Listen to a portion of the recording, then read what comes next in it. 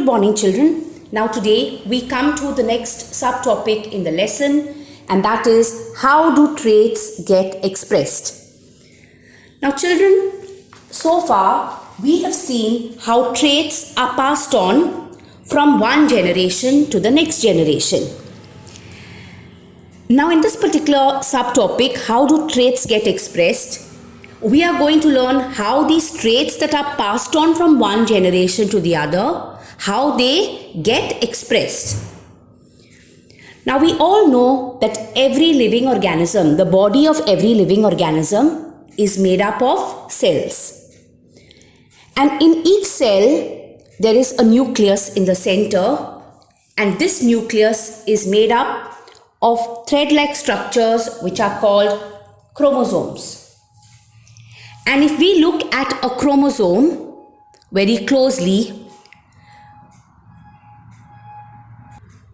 we see that it has small regions or segments, and each is called a gene. Okay, so basically we know the genes control character. So every cell has a nucleus. In the nucleus there are thread-like structures called chromosomes, and chromosomes have genes. Now these genes are nothing but in the form of DNA molecules.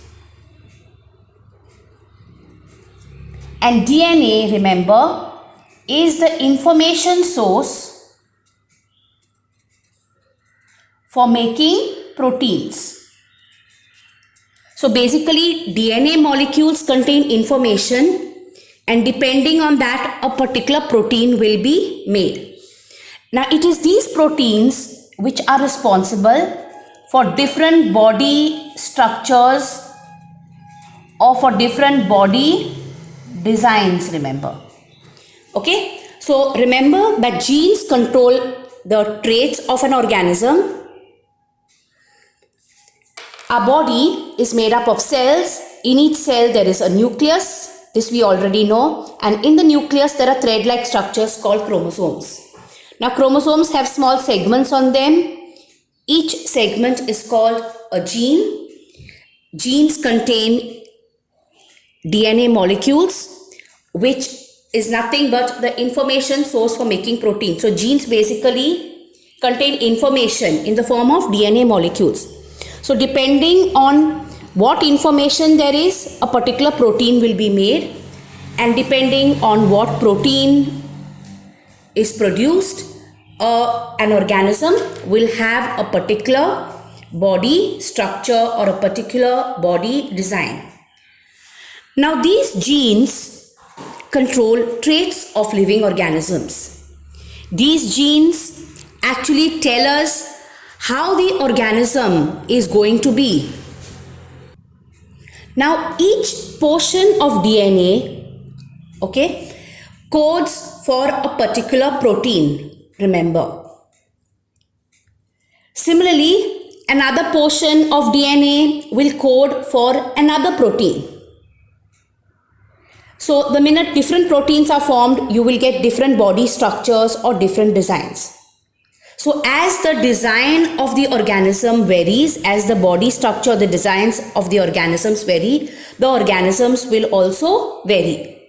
So this is what you have to know very well, that the body structure of the organism will depend on what protein is formed, and what protein is formed will be determined by the DNA molecules.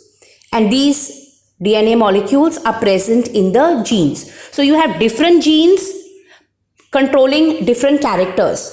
So there will be genes which control your height, there will be genes which control your eye color, there will be genes which control your body design. Okay, so remember that different body structures are produced when different proteins are produced, and different proteins are produced by the DNA molecules that are there in your genes. So remember that DNA is the information source for making proteins.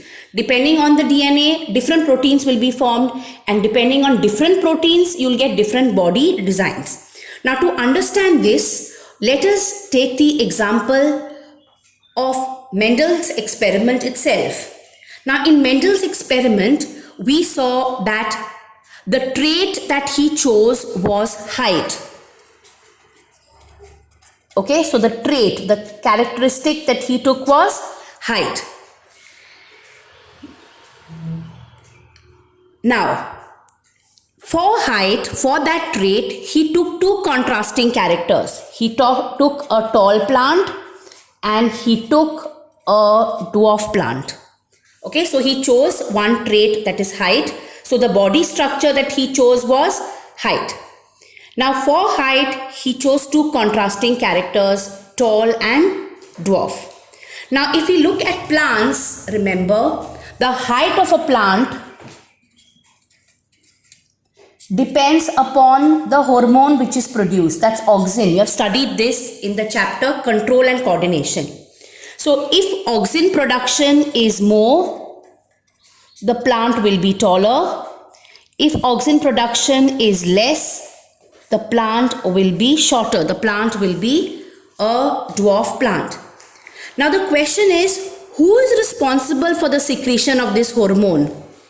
Okay, so this auxin is a hormone. So the height of the plant, remember, depends upon the hormone which is secreted. Now remember that in animals, the hormone is secreted by the glands. In plants, the hormone is secreted by enzymes. So the enzymes secrete the hormone. If more hormone is produced, the plant will be taller. If less hormone is produced, the plant will be dwarf plant. So remember that the hormones are secreted by enzymes in plants. Now these enzymes are nothing but proteins. So these proteins that you see here are nothing but these enzymes. Okay, did you follow? So remember that the genes contain DNA. DNA is the information source for making protein. So it is nothing but these proteins, these enzymes. So these enzymes will produce the hormones. So if there are some enzymes which will produce more hormone and the plant will become tall. So whether the enzyme produces more hormone will be by the information which is there in the DNA molecules. If the plant is dwarf, it means that less enzyme, less hormone was produced. Less hormone means the enzyme, the protein which was responsible for producing that hormone was different. Okay, so the question was here is, who is responsible for the secretion of the hormone? Who is responsible for the secretion of auxin? Okay, so remember that in plants, this hormone is secreted by the enzyme, and these enzymes are nothing but the proteins. So remember that genes which are there on your chromosomes contain DNA. DNA will make the proteins, that's the enzyme, and these enzymes, these proteins in turn will produce the hormones which are responsible for growth. So if there is alteration in the gene, there will be alteration in the DNA, in the proteins, and you will have different hormones and a different body structure or a different body feature. So height is one trait. Similarly, you have other traits I told you, eye color, hair color, skin color, body appearances, different traits. Okay, and all these traits are controlled by nothing but proteins, which are in turn controlled by the genes. So the genes basically control different traits in an organism. Is that clear to all of you? It is the genes which control traits. Now,